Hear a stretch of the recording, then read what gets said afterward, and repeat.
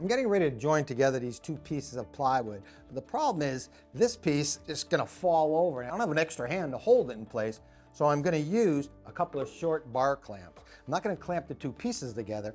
I'm going to use the clamps as outriggers, meaning I'm just going to clamp them right at the very bottom of the piece, one on that end, then one on this end.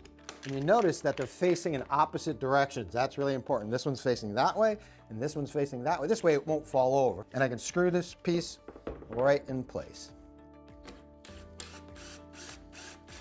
How great is that? Now this works great, and this piece is only about 13 or 14 inches tall. But imagine if this was a full panel of plywood, 4 feet tall and 8 feet long.